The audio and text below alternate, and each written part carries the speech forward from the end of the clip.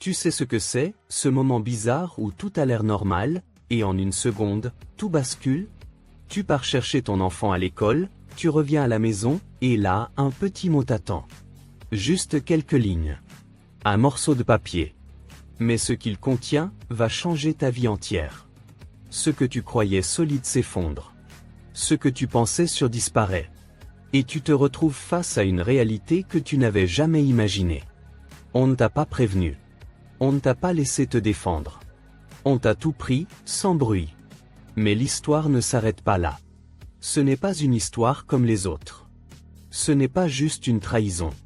C'est un choc, une guerre intérieure, une renaissance. Et si tu penses avoir déjà tout vu, détrompe-toi. Reste bien jusqu'au bout, car ce que tu vas découvrir ici pourrait te bouleverser, ou même, te réveiller.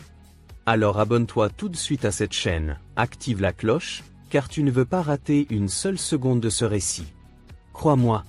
Tout semblait ordinaire cet après-midi-là. La chaleur moite de Rio de Janeiro collait au mur de l'appartement, et les bruits lointains des klaxons formaient une symphonie chaotique comme tous les jours. Isaura rentrait du marché, les bras chargés de sacs, et un sourire distrait sur les lèvres. Elle chantonnait une vieille chanson qu'elle aimait petite, pendant que sa fille, Bélina, sautillait joyeusement à côté d'elle, insouciante et curieuse du monde. En entrant dans l'appartement, Isaura sentit immédiatement que quelque chose clochait. Un silence pesant.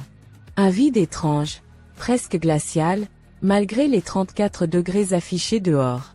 Elle déposa les sacs sur la table de la cuisine et ouvrit le frigo pour ranger le lait, et c'est là qu'elle le vit. Un mot, griffonné à la hâte sur un post-it bleu. Je suis partie avec Rafala. Ne me cherche pas. Prends soin de Bélina. Un frisson glacé parcourut le dos d'Isaura. Elle resta figée quelques secondes, les yeux rivés sur le mot, son cœur battant de plus en plus fort. Rafala. Le prénom ricocha dans son esprit comme un écho lointain. Cette stagiaire aux dents longues qu'elle avait croisée 2 fois dans le cabinet où son mari, Armando, travaillait. Elle n'y avait jamais vraiment prêté attention. Jusqu'à maintenant. Maman, on peut regarder les dessins? Demanda Bélina, tirant légèrement sur la jupe de sa mère. Isaura tourna lentement la tête vers sa fille, tentant de sourire, mais son visage trahissait déjà le tremblement intérieur. Bien sûr, mon trésor. Va t'installer, je te rejoins dans 1 minute. Elle reposa le mot sur la table, prit son téléphone et ouvrit fébrilement l'application de sa banque. Compte commun, solde. 0,00 $. Compte personnel, bloqué. La carte de crédit, refusée à la caisse du supermarché, mais elle avait cru à une erreur technique. Non. Ce n'était pas une erreur. Armando avait vidé les comptes. Isaura chancela et s'agrippa à la chaise. 8 ans de mariage. 8 ans de confiance, de sacrifice, de plan à 2. Tout s'envolait en un billet griffonné. Elle monta dans leur chambre. Le dressing était à moitié vide. Les costumes, les chemises, les chaussures. Tous partis. Et avec eux, le passeport d'Armando et le leur, celui de Bélina aussi. Elle ouvrit fébrilement le tiroir où il gardait les documents importants. Vide. Un bruit de notification. Son téléphone vibra. Message d'Armando. Ce n'est pas contre toi. C'est ce que je dois faire. Ne me contacte pas. Elle sentit une boule dans sa gorge. De la colère. De la trahison. Mais surtout, de l'incompréhension. Elle redescendit. Bélina riait devant un dessin animé, les jambes croisées, un biscuit à la main. Maman, regarde, le lapin a glissé sur la glace. Isaura s'assit à côté d'elle et lui caressa les cheveux. Elle n'avait pas le droit de s'effondrer. Pas maintenant. Sa fille n'y était pour rien. Elle devait rester forte. Mais dans sa tête, tout tournait. Où était-il parti exactement? Comment avait-il pu lui faire ça? Pourquoi n'avait-elle rien vu venir? Le soir venu, elle attendit que Bélina s'endorme. Puis elle fouilla partout. Dans le bureau d'Armando, elle trouva un double fond dans une étagère, qu'elle n'avait jamais remarqué avant. Un vieux coffret noir. À l'intérieur, une fausse carte d'identité au nom de Marco Silveira, un passeport portugais avec sa photo, un téléphone jetable, et et des billets d'avion. Pour Lisbonne. Départ, la veille. Mais ce n'était pas tout. Un deuxième billet, pour Zurich, une semaine plus tard. Pourquoi 2 destinations? Et pourquoi cette double identité? Ce n'était pas juste une fuite sentimentale, quelque chose de plus gros se tramait. Isaura prit une photo de tout le contenu et referma la boîte. Elle savait qu'elle ne pourrait pas aller voir la police avec si peu d'éléments. Pas encore. Le lendemain matin, elle appela la mère d'Armando, Donna Margarida, espérant au fond d'elle un mot de soutien. Mais ce fut tout le contraire. Tu l'as poussé à bout, Isaura. Il n'était plus heureux avec toi, ça se voyait. C'est toi qui l'as perdu. Margarida, il a vidé les comptes, il a pris les papiers de notre fille. Il nous a abandonnés. Il a toujours dit que tu étais trop passive. Trop dépendante. Et maintenant tu pleurniches? Prouve que tu peux t'occuper de Bélina, au lieu de te lamenter. Isaura raccrocha, le cœur au bord de l'explosion. Son regard tomba sur une photo posée sur la commode. Elle, Armando, Bélina, sur la plage de Paraty, tous souriants, insouciants. C'était il y a 6 mois. Quelle mascarade! Les jours suivants furent un tourbillon de démarches, de confusion, de solitude. Isaura tenta de contacter l'avocat de la famille, mais il lui répondit poliment qu'il ne pouvait rien faire sans autorisation de son client. Son client, c'était encore Armando. Elle frappa à la porte de la banque.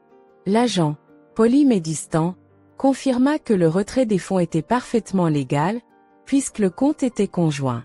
Elle n'avait aucun recours immédiat. Elle tenta même de joindre Rafala sur les réseaux. Compte supprimé. Traçabilité 0. Un soir, après avoir mis Bélina au lit, Isaura s'effondra sur le canapé. Mais à la place des larmes, quelque chose d'autre se manifesta. Une décision. Elle se releva, prit un carnet et écrivit sur la première page. Plan de reconquête de ma vie. Elle fit 3 colonnes. Trouver la vérité sur Armando. Assurer un revenu immédiat. Protéger Bélina coûte que coûte. Le lendemain, elle imprima son CV. Elle n'avait pas travaillé depuis 5 ans, mais avant cela, elle était assistante de production audiovisuelle. Elle connaissait du monde. Ou du moins, elle espérait qu'on se souviendrait d'elle. Elle déposa Bélina à l'école maternelle, puis se dirigea vers une ancienne collègue, Tania, qui travaillait maintenant pour une chaîne locale. « Isaura? Mon Dieu, mais ça fait une éternité !» s'exclama Tania. « Oui. Et j'ai besoin de toi, Tania. J'ai besoin de recommencer. De zéro. » Tania l'écouta, sincèrement touchée par l'histoire. Elle promit de voir ce qu'elle pouvait faire. En rentrant chez elle, Isaura trouva un message glissé sous sa porte. Pas une lettre. Une photo. Une image d'Armando, assis à une terrasse quelque part en Europe, avec Rafala. Il semblait détendu, amoureux. Et au verso, une simple phrase. « Tu ne sais rien encore. » Ce soir-là, Isaura alla sur la terrasse, regarda le ciel, et pensa à voix haute. « Je vais retrouver la vérité, Armando. Et tu regretteras d'avoir cru que je ne valais rien. » Elle sentit une brise tiède sur son visage, et dans son cœur, quelque chose s'était allumé. Une petite flamme. Discrète. Mais indestructible. Ce n'était que le début. Matin, elle coiffait sa fille avec soin, lui mettait son petit uniforme d'école et l'accompagnait avec un sourire. Parce que, peu importe ce que la vie lui infligeait, Isaura avait juré de préserver l'innocence de sa fille. Bélina ne méritait pas d'être une victime collatérale de la lâcheté d'un homme. Ce matin-là, alors qu'elle buvait un café noir brûlant dans la cuisine, une sonnette retentit. Un visiteur à 8 heures? Elle s'essuya rapidement les mains et alla ouvrir. Un homme se tenait là, chemise froissée, sac en bandoulière sur l'épaule. Il avait le regard fatigué mais franc. « Bonjour. Vous êtes Isaura Mendes? »« Oui. Et vous êtes ?»« Enzo Duarte. Je suis journaliste. On ne se connaît pas, mais j'ai quelque chose à vous dire. Et à vous montrer. » Isaura resta figée un instant. Depuis l'histoire du billet, les surprises avaient toutes été mauvaises. Mais il y avait quelque chose de sincère dans la voix de cet homme. « Entrez. » Elle referma la porte et le guida vers le salon. Enzo posa son sac et en sortit un petit ordinateur portable. Je travaille sur un dossier depuis plusieurs mois, commença-t-il. Des transferts bancaires suspects entre des comptes brésiliens et portugais. Votre mari, Armando, ou plutôt Marco Silveira selon son passeport, est l'un des noms qui sont revenus plusieurs fois. Comment savez-vous tout ça? Parce que je suivais déjà Rafaela Costa. Et votre mari est tombé dans le filet. Isaura sentit un frisson. Elle connaissait à peine cette femme. Juste une jolie fille trop souriante à la fête de fin d'année du cabinet d'Armando. Pourquoi Rafaela? Enzo posa le doigt sur le pavé tactile de son ordinateur. Une vidéo s'ouvrit. On y voyait Rafaela, en tailleur noir, descendant d'un immeuble luxueux à Lisbonne, entrant dans une voiture avec une plaque diplomatique. À ses côtés, un homme à l'allure militaire. Enzo mit la vidéo sur pause. Cet homme est un agent de la police européenne. Rafaela est une infiltrée. Elle travaille avec eux. Et elle n'a pas fui avec votre mari, c'est lui qui a été utilisé. Ou qui s'est cru plus malin qu'elle. Isaura s'effondra sur le canapé, les mains sur le visage. Ça ne peut pas être vrai. Je vis dans un film. Plutôt dans un piège. Et je crois que vous avez été prise dedans sans le savoir. Elle releva la tête. Le regard d'Enzo n'était pas moqueur, ni supérieur. Il semblait concerné. Pourquoi me dire tout ça? Demanda-t-elle. Parce que je sais ce que ça fait d'avoir un proche disparaître. Rafaela a été la dernière personne à avoir vu ma sœur, Sofia, il y a 6 ans. Depuis, plus rien. Aucune trace. Isaura sentit son estomac se tordre. Attendez. Votre sœur s'appelait comment? Sofia Duarte. Travaillait dans le même secteur que votre mari, la gestion d'actifs à l'étranger. Un souvenir remonta dans l'esprit d'Isaura. Un nom, lu sur une carte d'anniversaire trouvée dans le tiroir d'Armando, il y a 1 an. Merci pour le dîner avec Sofia et Enrique. C'était spécial. Elle se leva brusquement. Suivez-moi. Elle l'entraîna dans le bureau d'Armando, ouvrit un tiroir, farfouilla dans les carnets. Puis elle trouva ce qu'elle cherchait, une photo. Armando, en costume clair. À sa droite, Rafaela. Et à sa gauche, une femme brune aux yeux clairs. Un regard doux. Sur le verso, une inscription manuscrite. Casquet le dîner de clôture Sofia, Armando, Rafaela 2019. Enzo attrapa la photo. Ses mains tremblaient. C'est elle. C'est ma sœur. Il s'assit, les yeux humides. Pourquoi était-elle là? Qu'est-ce qu'elle faisait avec eux? Isaura s'assit en face de lui. Je crois qu'Armando a un passé beaucoup plus noir qu'il ne me l'a jamais laissé croire. Enzo hocha la tête. Et maintenant, il a disparu. Il ne travaille plus officiellement nulle part. Pas de contrat, pas de déclaration fiscale. C'est comme s'il s'était évaporé. Isaura baissa les yeux. Ou comme s'il préparait cette fuite depuis longtemps. Elle lui montra alors la fausse identité, les billets, les passeports. Enzo n'en revenait pas. C'est énorme. Et ce n'est que la surface. Dans les jours suivants, Isaura et Enzo mirent en place une stratégie. Ils allaient reconstituer la chronologie des déplacements d'Armando, analyser ses relevés bancaires, ses appels, ses contacts. Pendant ce temps, Bellina continuait sa vie d'enfant. Elle jouait, elle riait, elle demandait souvent. « Maman, il revient quand papa ?» Et Isaura mentait. « Bientôt, ma chérie. » Très bientôt. Mais une nuit, Bellina se réveilla en hurlant. « Le monsieur en costume. Le monsieur en costume. » Isaura accourut, la serra dans ses bras. « Quel monsieur? Celui qui parlait à papa ?» Ils se disputaient et après, on partait en avion. Isaura sentit le sang quitter ses joues. « Quand as-tu vu ça, mon cœur? »« Je sais pas. C'était avant l'école.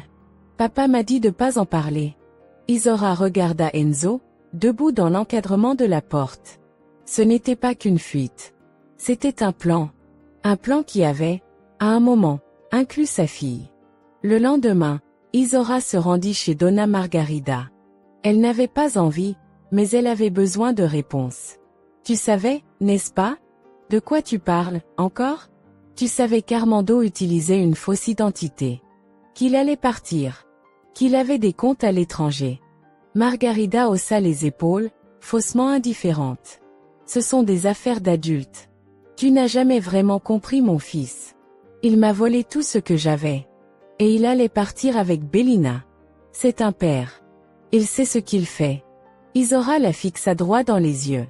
S'il arrive quelque chose à ma fille, c'est toi que je tiendrai responsable. Margarida sourit, glaciale. Tu devrais faire attention à ce que tu dis, Isora. Tu es instable. Fragile. Tu pourrais perdre la garde si quelqu'un décidait d'en parler. Isora serra les poings. Et quitta la maison sans se retourner. Cette nuit-là, Enzo revint avec une nouvelle information. J'ai trouvé un lien entre Armando et un cabinet d'avocats à Porto. Ils ont monté une société écran à son nom il y a 3 mois. Devine comment ils l'ont baptisé? Je t'écoute. Sofia Invest. Isora sentit sa gorge se nouer. Il se moquait de toi, Enzo. Ou il pensait que personne ne ferait le lien. Mais c'était trop tard pour lui maintenant. Isora sourit faiblement. Pour la première fois depuis longtemps, elle se sentait moins seule. Elle se leva, se dirigea vers la fenêtre et dit, comme pour elle-même. Tu croyais que j'allais m'effondrer, Armando. Mais je vais me relever.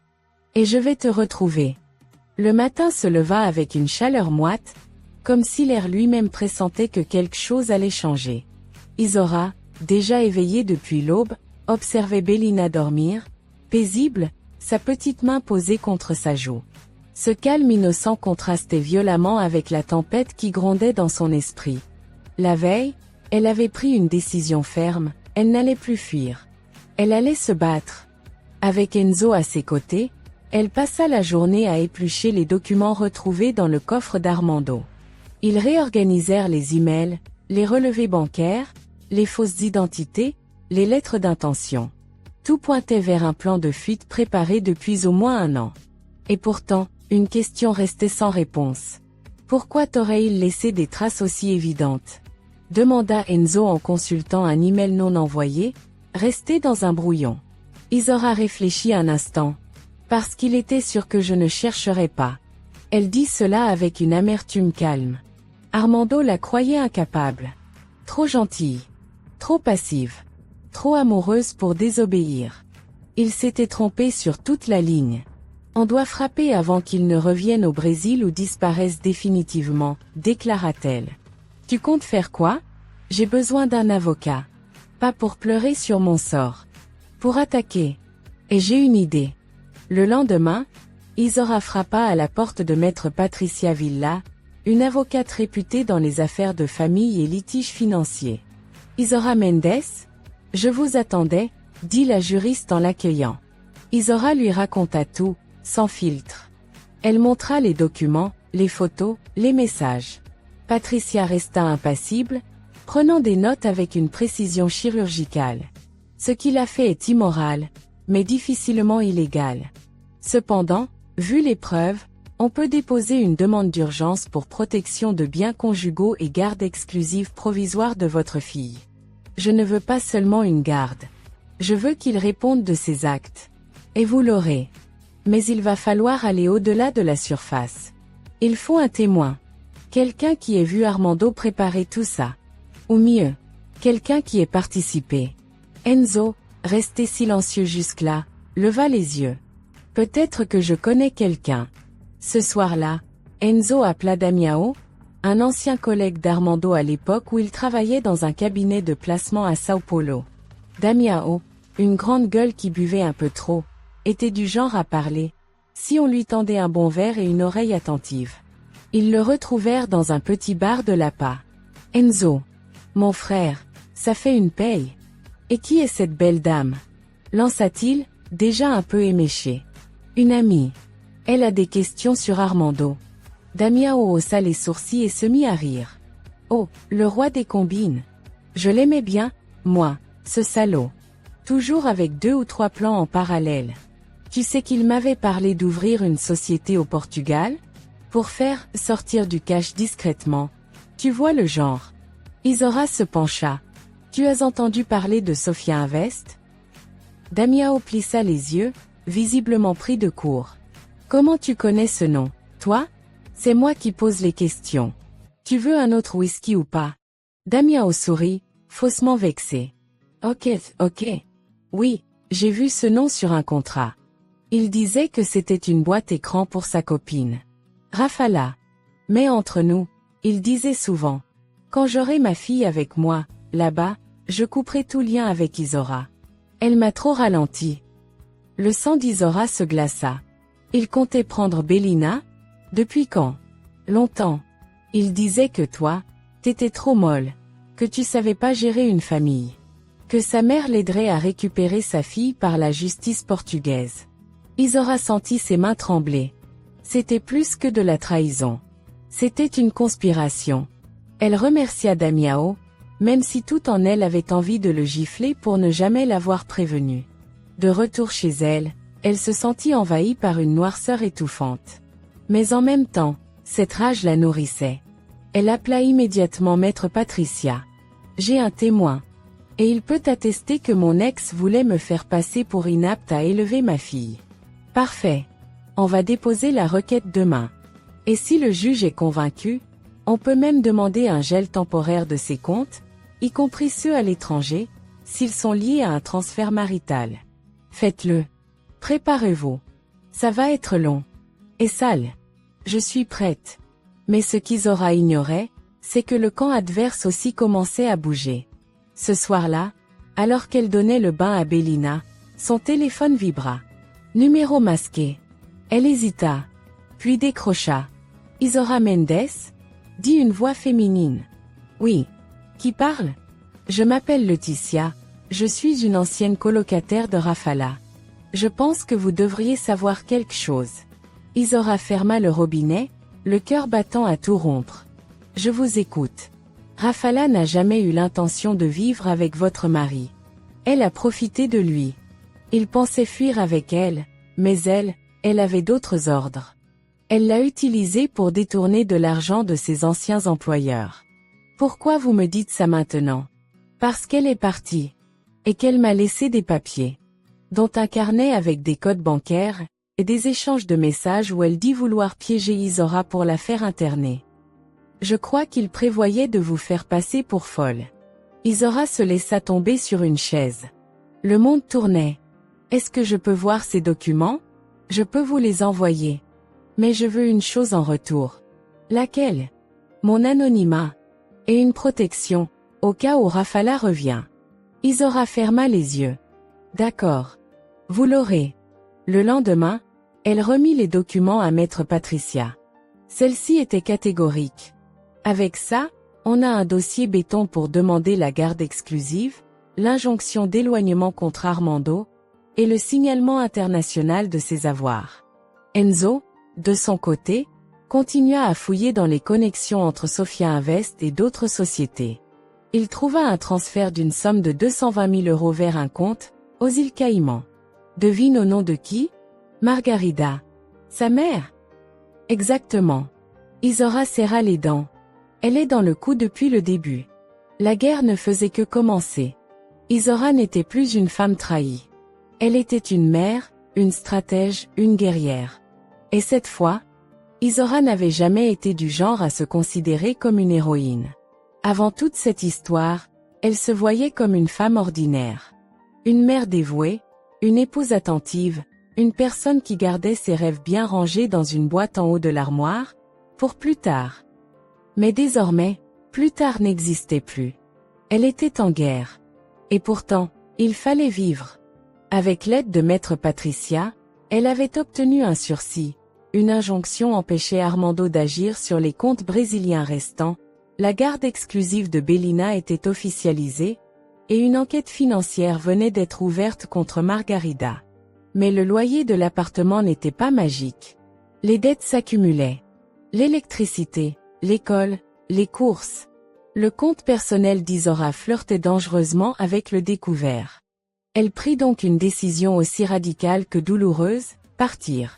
Elle appela Teresa, son amie d'enfance qui vivait dans un petit village de l'intérieur de Minas Gerais. Isora?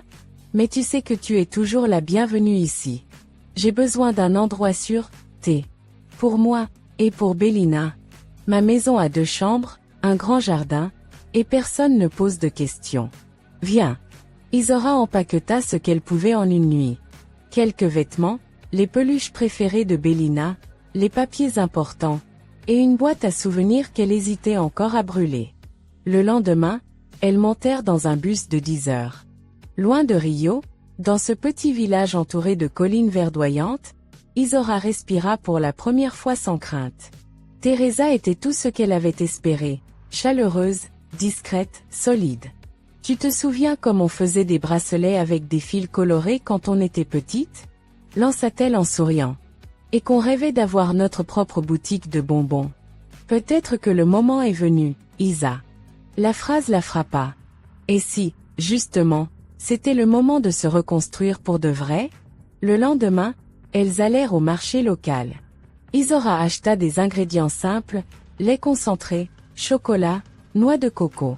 Elle passa la journée à la cuisine avec Bélina, préparant des brigadeiros, des cocadas et même des biscuits à l'ancienne recette de sa grand-mère. Le soir, elle publia une annonce sur les groupes Facebook du village.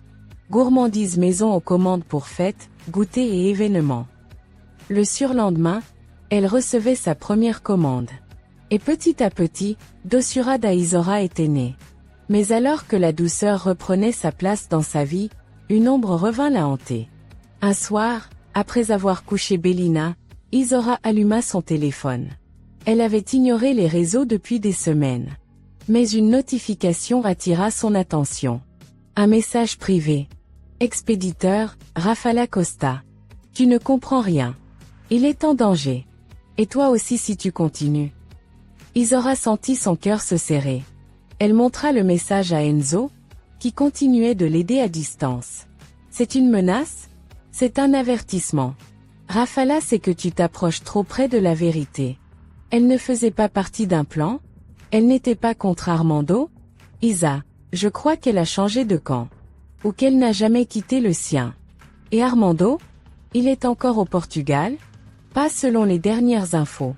Et, il y a quelque chose que je dois te dire. Isora se figea. Quoi? Il a été vu, au Brésil. Il aurait été aperçu à Sao Paulo, dans un hôtel discret. Et il n'était pas seul. Bélina? Non. Mais avec un faux nom.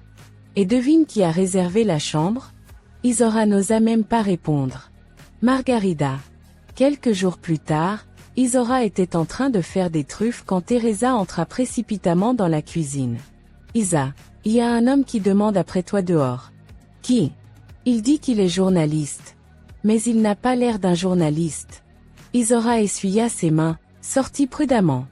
Un homme en chemise blanche, lunettes fumées, l'attendait près de la grille. Madame Mendes? Oui. Je m'appelle Victor Santana. Je travaille pour une agence de renseignement privé. Quelqu'un m'a demandé de vous remettre ceci. Il lui tendit une enveloppe. Isora la prit, méfiante. Qui vous envoie? Une femme, qui souhaite rester anonyme. Mais elle m'a dit ceci. Dites-lui que je n'ai jamais cessé de la protéger. L'homme repartit sans un mot de plus. Isora ouvrit l'enveloppe. À l'intérieur, une photo. Armando. À l'aéroport de Sao Paulo. Accompagné d'une femme, aux cheveux châtains, lunettes sombres, capuche. Mais ce n'était pas Rafala. Ce visage. Isora le reconnut. Elle se précipita dans sa chambre, ouvrit une vieille boîte et en sortit la fameuse photo de Sofia. C'était elle. Elle appela Enzo en urgence. Elle est vivante. Qui? Ta sœur. Sofia. Je viens de recevoir une photo. Elle était avec Armando à Sao Paulo. Un silence. J'arrive. Quoi? Je prends le premier bus. Je dois voir ça de mes propres yeux. Enzo arriva le lendemain. Je te crois. Mais je dois comprendre pourquoi elle est avec lui. Elle a disparu il y a 6 ans. Pourquoi maintenant? Isora sortit la photo et la posa sur la table. Parce qu'ils ont un but commun. Et je crois que je suis au centre. Tu penses qu'ils veulent te faire tomber? Non. Je crois qu'ils veulent protéger quelqu'un. Enzo la regarda, les yeux brillants. Ma sœur est peut-être en vie. Et si elle est en vie, alors il y a encore des choses à sauver. Isora hocha la tête. Mais dans son ventre, un sentiment étrange naissait. Un mélange d'espoir et de crainte. Parce que quand les morts reviennent à la surface, ce n'est jamais sans conséquence. La nuit était tombée sur le petit village minier. Dans la maison de Teresa, tout semblait paisible. Bélina dormait profondément, blottie contre sa peluche préférée. Mais dans la cuisine, Isaura et Enzo, eux, ne trouvaient pas le sommeil.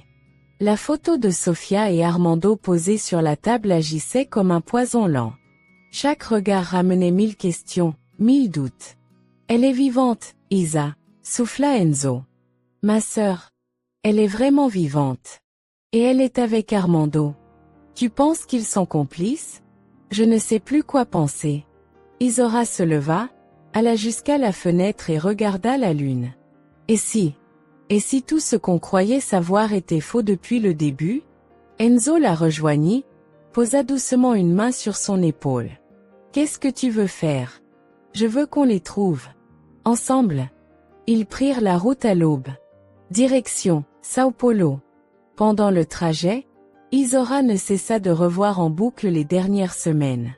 Son mariage brisé, sa fuite, ses débuts dans la pâtisserie, le sourire de Bélina. Et maintenant, cette nouvelle onde de choc, Armando était revenu. Et avec lui, Sofia. Arrivés en ville, ils se rendirent à l'hôtel où la photo avait été prise. Mais la réceptionniste ne voulut rien dire. Enzo glissa discrètement un billet. Ils sont partis ce matin, chuchota TL. Ils ont pris un taxi pour Ilhabla. Isaura échangea un regard avec Enzo. Ce nom n'était pas un hasard. C'était leur endroit. L'île où elle et Armando passaient leurs anniversaires de mariage. Il y avait une maison là-bas. Une maison qu'ils n'avaient jamais vendue. Ils prirent un ferry à la tombée du jour. La mer était calme, mais le vent portait quelque chose de lourd. Tu crois qu'il va nous dire la vérité? Murmura Isaura. Je crois qu'il n'aura pas le choix, répondit Enzo. Ils trouvèrent la maison facilement. Les volets étaient ouverts, une lumière brillait à l'intérieur. Isaura s'approcha, le cœur battant. Elle frappa. Pas de réponse. Elle frappa plus fort. Et puis, la porte s'ouvrit. Armando. Amaigri, barbe de 3 jours, mais toujours ce même regard intense. Isaura. Silence. Elle resta figée. Qu'est-ce que tu fais ici? Ajouta-t-il, la voix rauque. Je suis venu chercher la vérité. Il baissa les yeux. Tu ne devrais pas être là. Et pourtant, j'y suis. Soudain, une voix féminine se fit entendre derrière lui. Laisse-la entrer. Sofia. Vivante. Entière. Belle. Fatiguée, mais forte. Enzo resta figé à son tour. Sofia? Elle avança lentement vers lui. Enzo. Mon frère. Ils se regardèrent un long moment, avant qu'elle ne tombe dans ses bras. Isaura détourna les yeux, le cœur serré. Cette étreinte, si simple, était aussi un rappel cruel de tout ce qu'elle-même avait perdu. 1 heure plus tard, autour d'un café amer, la vérité commença à se tisser. J'ai disparu parce que je le devais, dit Sofia. J'avais découvert que la société pour laquelle je travaillais blanchissait de l'argent à l'international. J'ai voulu dénoncer, et ils ont menacé de s'en prendre à vous. Rafala faisait partie de ce réseau, précisa Armando. Moi aussi, au début. Mais j'ai compris trop tard. Tu nous as trahis, souffla Isaura. Je t'ai protégé, Isaura. C'est pour ça que je suis partie. Rafala avait compris que je voulais tout révéler. Elle m'a utilisé pour me piéger, puis elle a essayé de me faire tomber. Sofia intervint. C'est moi qui ai fait en sorte qu'il sorte du pays. Et j'ai repris contact avec lui quand j'ai su que Rafala allait s'en prendre à Bélina. Le prénom de sa fille frappa Isaura comme une gifle. Elle voulait prendre ma fille. Pour t'atteindre. Elle voulait te faire passer pour instable. Faire croire que tu allais fuir le pays avec Bélina. Elle avait tout monté. Et toi? Tu l'as laissé faire? J'ai tout essayé pour l'arrêter, Isa. J'ai même vidé les comptes pour qu'elle ne puisse plus les utiliser. Je sais que tu penses que je t'ai volé, mais c'était pour fermer l'accès à ce qu'elle contrôlait. Isora sentit un flot d'émotions contradictoires. Et le billet sur la porte? Je pars avec Rafala. C'était quoi? Une blague? C'était un leurre. Une façon de te protéger. Si elle pensait que tu étais hors du tableau, elle t'oublierait. Elle ne m'a pas oublié. Elle m'a traqué. Elle a essayé de me faire passer pour folle. Je sais. Et c'est pour ça que je suis revenue. Isora baissa la tête. Trop tard, Armando. Sofia reprit. Il y a encore un dossier. Le dernier. Celui qui prouve tout. Les transferts, les comptes aux Caïmans, les noms de tous les complices. Rafala, Margarida, même certains magistrats. Où est-il? Demanda Enzo. Sofia hésita. Dans une clé USB. Cachée chez Margarida. Isora serra les poings. Chez elle? Oui. C'est pour ça qu'on doit agir vite. Rafala est de retour au Brésil. Et elle sait qu'on se rapproche. Ils décidèrent de rentrer à Rio dès le lendemain. Armando, Sofia, Isora et Enzo. Une alliance improbable. Mais nécessaire. En route, Armando regarda Isora dans le rétroviseur. Je sais que tu ne me pardonneras jamais. Et je ne le demande pas. Mais je ferai tout pour réparer ce que j'ai détruit. Isora ne répondit pas. Mais dans son regard, un fragment d'humanité subsistait. Pas d'amour. Pas encore. Mais peut-être, un début de paix. Mais à leur arrivée à Rio, une surprise glaça leur sang. Bélina avait disparu. Teresa les attendait en larmes devant la maison. Je suis sortie 5 minutes, juste 5 minutes pour aller chercher du pain. Et quand je suis revenue, la porte était entr'ouverte. Et Bélina, plus là. Isora s'écroula. Un mot avait été laissé sur la table. Tu veux la vérité? Alors donne-moi la clé. Oh R. La guerre venait de changer de terrain. Maintenant, c'était personnel. Le silence dans la maison de Teresa était assourdissant. Isora était agenouillée sur le sol, tenant le petit sac à dos rose de Bélina contre elle. Encore tiède. Il sentait la vanille, le biscuit au chocolat, l'enfance. Son cœur battait à s'en briser les côtes. Elle est partie il y a à peine 20 minutes, sanglota Teresa. Elle était dans le salon, je suis sortie chercher du pain, j'ai couru. Je n'aurais jamais dû.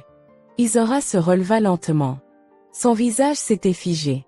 Plus aucune larme. Juste une détermination froide, glaciale. Ce n'est pas ta faute, T. Elle se tourna vers Armando, qui lisait encore le mot posé sur la table. Ses doigts tremblaient. Tu veux la vérité? Alors donne-moi la clé. Signé R. Rafala. C'est elle. Elle veut la clé OSB, confirma Sofia. Elle sait qu'on a des preuves. Elle sait qu'on est ensemble. Et elle panique, ajouta Enzo. Elle sait qu'elle a perdu la main. Alors elle frappe là où ça fait le plus mal. Isora posa ses 2 mains sur la table. Elle veut un échange. Elle veut t'humilier, répondit Armando. Me forcer à me rendre. Isora se tourna vers lui, son regard acéré comme un couteau. Elle pense que je vais plier. Elle pense que je vais lui donner ce qu'elle veut. Tu ne comptes pas le faire? Demanda Enzo, stupéfait. Bien sûr que si, répondit Isora. Mais à ma manière. Le soir même, ils s'organisèrent. Sofia transféra le contenu de la clé sur une copie chiffrée. On lui donnera l'original. Si elle pense avoir gagné, elle baissera sa garde. Enzo mobilisa un de ses contacts dans la police fédérale. Un inspecteur retraité, mais toujours bien informé, Eduardo Moreira. On vous suit depuis le début, dit-il à Isora. Mais on n'avait pas assez de preuves. Si vous avez ce que vous dites, on peut monter une opération. À une condition, répliqua Isora. On fait tout pour récupérer ma fille avant toute arrestation. Moreira hocha la tête. On va tracer son téléphone. Si elle communique avec vous, on pourra la localiser. Et elle communiqua. Le lendemain matin, Isora reçut un message vocal. Tu viendras seule.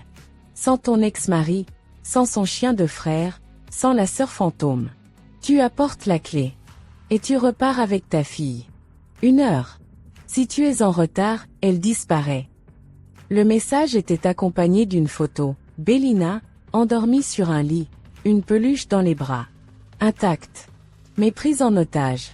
Le point de rendez-vous était fixé. Un entrepôt abandonné à Niteri. Isolé, parfait pour un échange discret. Et un piège potentiel. Izora s'y rendit, seule. Mais équipée. Dans son sac, la clé USB, factice, remplie de documents vides. Un micro caché dans son soutien-gorge, relié au téléphone d'Enzo. Et un minuscule traceur GPS cousu dans la couture de son jean. Enzo, Armando, Sofia et l'inspecteur Morera l'attendaient à quelques rues, dans une camionnette banalisée. Izora entra dans l'entrepôt. La lumière y était blafarde, filtrée par des vitres cassées. « Rafala !» cria-t-elle. « Je suis là !» Une silhouette émergea de l'ombre. Rafala, vêtue d'un tailleur noir, les cheveux attachés, un regard froid comme le marbre. « Je savais que tu viendrais. Les mères font toujours des bêtises par amour. »« Où est ma fille ?»« Là-bas, » répondit-elle en désignant une pièce au fond. Izora s'apprêta à courir, mais Rafala leva un doigt. D'abord, la clé. Izora tendit la fausse clé. Et maintenant, Bélina. Rafala fit un signe à un homme posté près de la pièce. Il ouvrit. Bélina sortit en courant. Maman. Izora la prit dans ses bras, la serra comme si elle ne voulait plus jamais la lâcher. Tu vas bien, mon amour? Elle t'a fait du mal? Non, maman, elle m'a dit que tu viendrais vite. Rafala les observa, presque attendrie. Tu vois? Je tiens toujours parole. Izora se releva, sa fille dans les bras. Maintenant, on s'en va. Oui, mais pas avant de me dire où est la vraie clé. Izora sourit. Tu viens de la voir. Ne me prends pas pour une idiote. Et c'est là que tout bascula. Des coups de feu retentirent.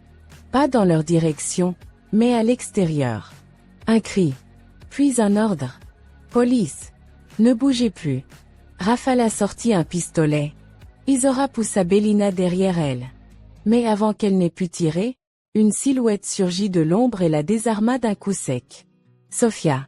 C'est fini, Rafala. Tu ne feras plus de mal à personne.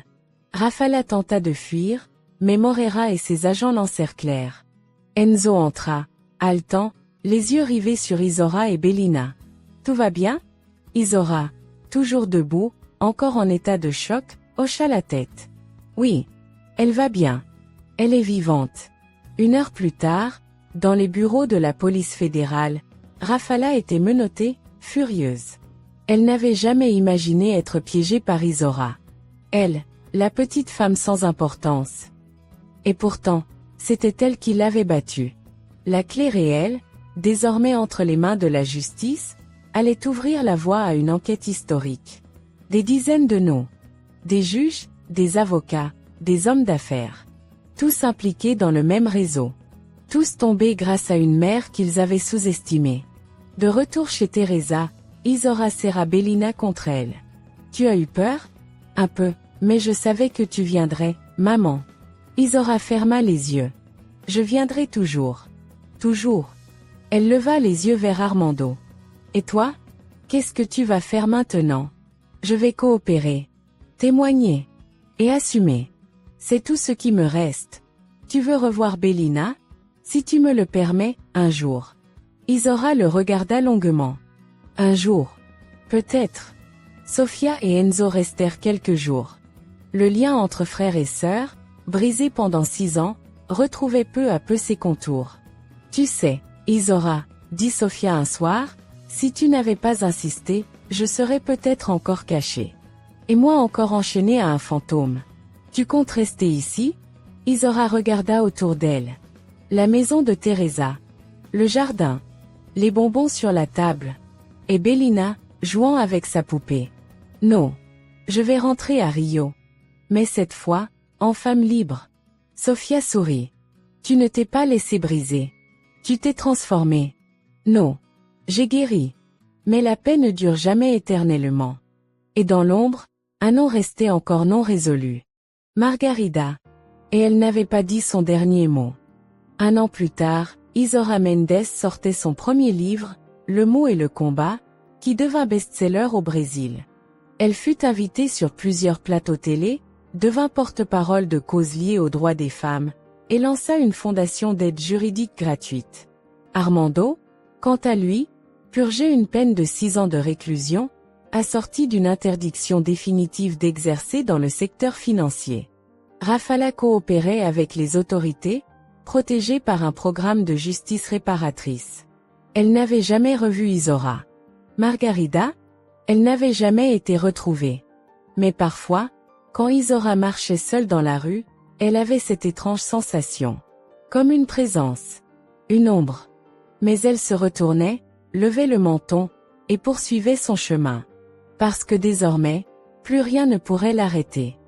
Quand on regarde l'histoire d'Isora, on est frappé par la brutalité de l'abandon, la trahison d'un homme en qui elle avait placé sa confiance, et la douleur de devoir tout reconstruire alors que rien n'avait été détruit par elle.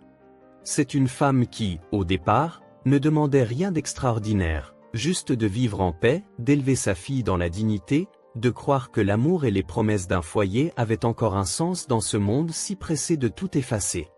Et pourtant, en quelques secondes, tout s'est effondré. Une note sur un réfrigérateur a suffi pour faire voler en éclats des années de mariage, des rêves de famille, une sécurité construite au fil de tant de sacrifices.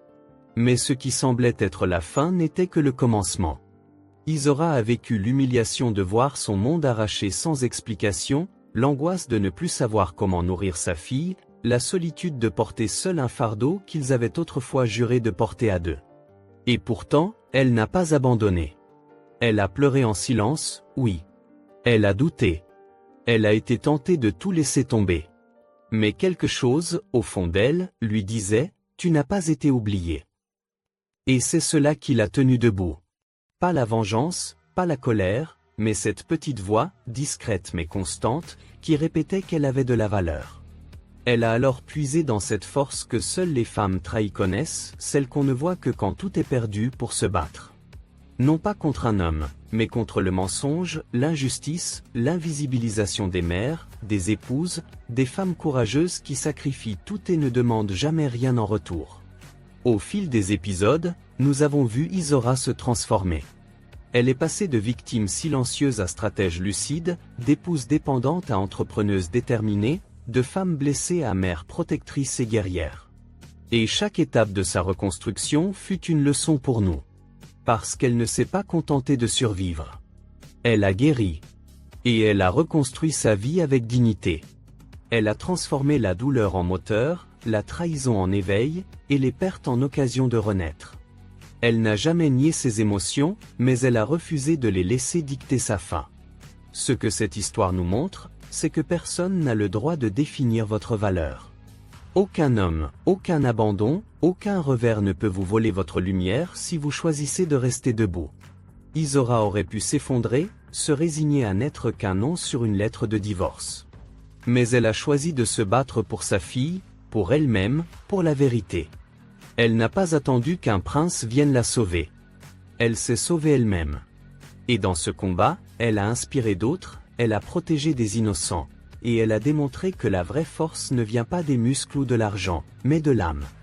Alors à vous, qui avez suivi cette histoire, qui avez pleuré, espéré, crié avec Isora, je vous pose une question. Et vous? Qu'est-ce que cette histoire a réveillé en vous? Peut-être vous êtes-vous reconnu dans la douleur de l'abandon. Peut-être avez-vous vous aussi connu l'injustice, la manipulation, la peur de l'avenir. Peut-être vivez-vous encore avec les conséquences d'un amour qui vous a détruit. Mais j'aimerais vous dire aujourd'hui, avec toute la force et la tendresse que cette histoire m'a enseigné, vous n'êtes pas seul. Le monde va vite. Les gens jugent. Les trahisons blessent. Mais vous avez le droit de vous relever. Le droit d'écrire une nouvelle page. Le droit de guérir, même si vous avez été brisé. Car comme Isora, votre valeur ne dépend pas de ceux qui vous ont quitté. Elle est en vous. Intacte. Indiscutable. Et si cette histoire vous a touché, alors je vous invite à prendre un instant, ici, maintenant, pour réfléchir à ce que vous voulez faire de votre propre douleur. Vous avez deux choix, la laisser vous définir, ou l'utiliser comme un socle pour bâtir une vie nouvelle. Et si vous choisissez cette deuxième voie, alors sachez que vous ne marchez pas seul. Je vous invite, de tout cœur, à aimer cette vidéo si elle vous a apporté quelque chose. À vous abonner à cette chaîne, pour recevoir plus d'histoires vraies, puissantes, qui guérissent, qui réveillent, qui donnent de l'espoir. Laissez un commentaire. Dites-moi ce que cette histoire a déclenché en vous.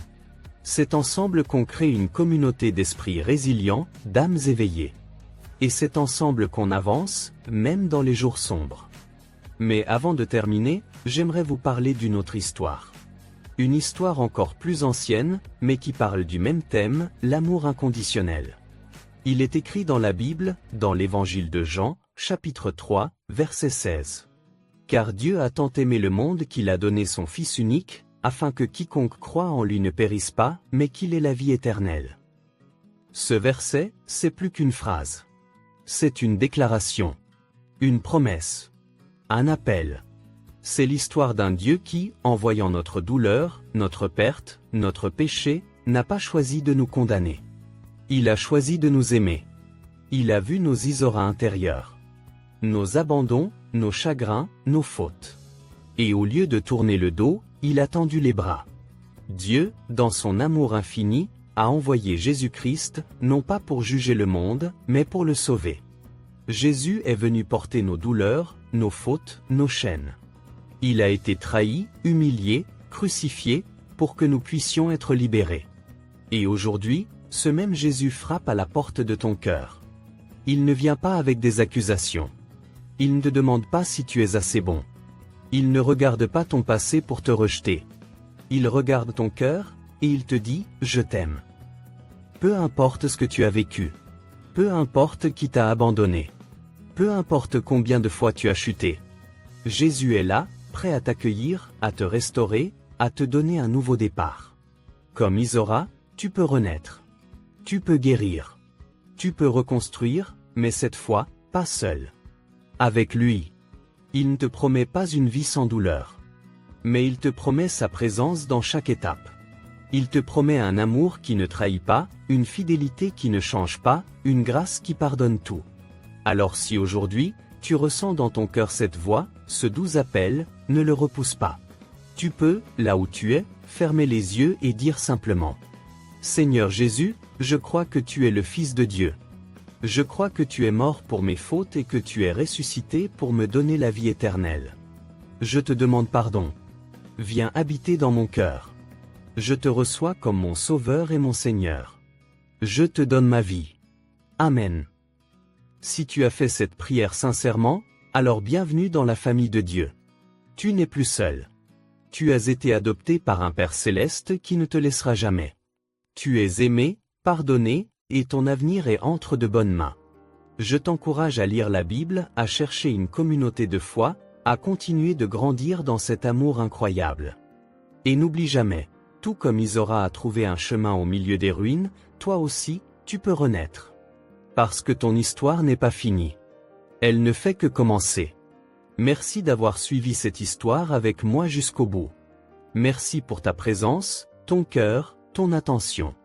Si ce message t'a parlé, partage-le. Il y a peut-être quelqu'un près de toi qui a besoin d'entendre ces paroles. Et surtout, ne perds jamais espoir. Tu es précieux, tu es aimé. Tu es destiné à une vie nouvelle. Que Dieu te bénisse abondamment.